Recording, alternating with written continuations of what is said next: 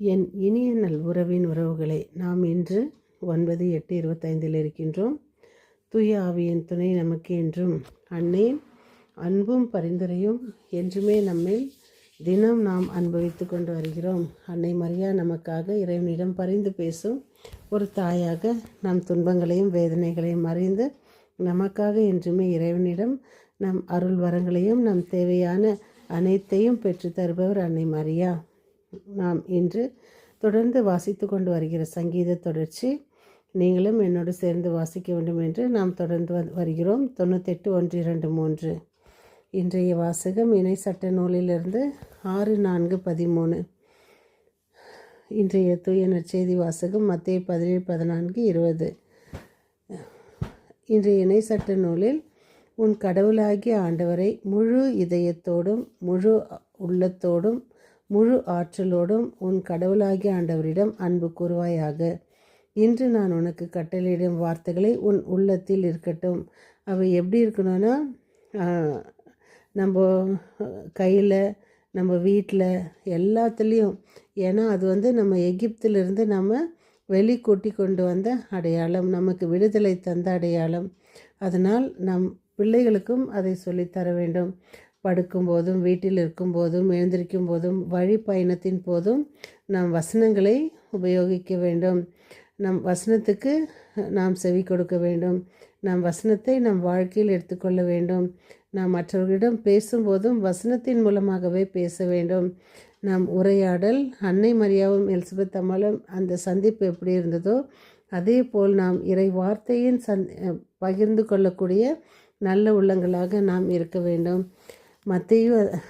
மத்தேயுவில் சீடர்கள் இயேசுவிடம் கூட்டத்தினர் ஒருவரை ஒருவர் அடிச்சுன்னு கேட்கும்போது சிலர் இயேசு அவர்களை பார்த்து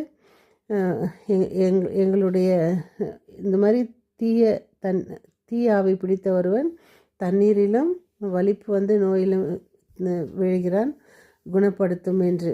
அப்பொழுது சீடர்கள் அவரை குணப்படுத்தவில்லை. ஆனால் அவர்களுக்கு அந்த ஒரு முடியல அவங்களாலன்னு கேட்கும்போது, நம்பிக்கையற்ற சீரழிந்த தலைமுறையினரே, எவ்வளவு காலம் நான் உங்களோடு இருக்க இயலும்? உங்களை எவ்வளவு காலம் நான் பொறுத்து கொள்ள இயலும் என்று.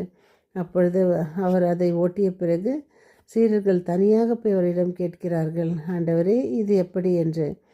உங்கள் நம்பிக்கை குறைவுதான் காரணம். உங்களுக்கு கடுகளவு நம்பிக்கை இருந்தால் நீங்கள் இம்மலையை பார்த்து பெயர்ந்து அங்கு போ என்று கூறினால் அது பெயர்ந்து போகும். உங்களால் முடியாதது ஒன்றும் இராது என நான் உங்களுக்கு சொல்கிறேன் என்றார். இரு நம்பிக்கைகள் பேயை ஓட்டும். அந்த பேயை ஏன் சீடர்களால் ஓட்ட இயலவில்லை? இயேசுவின் பதில், உங்கள் நம்பிக்கை குறைவுதான் காரணம். அந்த பேயை தங்களால் ஓட்ட இயலும் என்னும் நம்பிக்கையையும் அவர்களிடம் குறைவாக இருந்தது. தங்கள் வழியாக இறைவன் அதை செய்வார் என்ற இறை நம்பிக்கையும் அவர்களிடம் குறைவாகவே இருந்தது. எனவே தான் அவர்களால் அப்பேயை ஓட்ட இயலவில்லை. தன்னம்பிக்கை இறை நம்பிக்கை இரண்டிலும் நிறைவு பெற்ற இயேசுவால் எதையும் சாதிக்க முடியாது. இயேசுவால் எதையும் சாதிக்க முடிந்தது. நம் வாழ்விலும் ஆணவம், பொறாமை, குடி, புகை, அலைபேசி, மோகம் போன்ற அடிமைத்தனங்களை விரட்ட முடியவில்லை என்று பலமுறை நாம் குறைப்பட்டிருக்கிறோம். நமக்கு தேவை என்ன? முடியும் என்னும் நம்பிக்கையையும் என்னால் இவை முடியும் என்னும் நம்பிக்கையும் இறைவனால் முடியாதது எதுவும் இல்லை என்ற இறை நம்பிக்கையையும் தான் இதற்கு காரணம். நாம் நம்மிடமிருந்து விட வேண்டியது நாம் ஒருவரை ஒருவர் பொறாமை, நமக்கு எல்லாம் தெரியும், என்னிடம் இது இருக்கிறது, நான் மட்டும்தான் புனிதை, மிச்ச பேரெல்லாம் சரியில்லை அவங்க வாழ்க்கையில் என்ற ஆணவம், குடிப்பழக்கம், புகை மற்றும் புகையிலை மற்றும் மொபைல் ஃபோன், எல்லா எலக்ட்ரானிக் கெஜெட்ஸும் நம்ம அடிமைப்படுத்துகிறது. காலை எழுந்தவுடன் நம் கண்களில் இறைவனை பார்ப்போமோ இல்லையோ தெரியாது. தட்டி தடவி நாம் தேடுவது அந்த கையில் இருக்கும் அந்த அலைபேசி, மொபைல். இதனால் என்ன பயன்?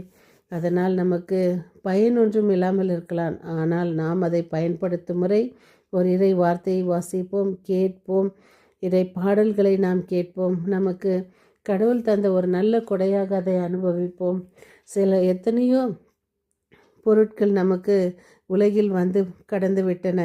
ஆனால் இந்த மொபைல் மட்டும் அது இருப்பதற்கு காரணம் சில தெரியாத உள்ளங்களுக்கு, அறியாத உள்ளங்களுக்கு இதில் நற்செய்தி கொண்டு போய் சேர்க்கின்றது.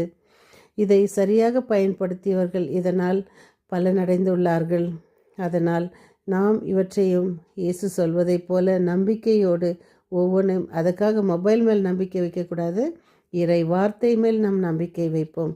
மீண்டும் சந்திக்கும் வரை உங்கள் அன்பு தோழி.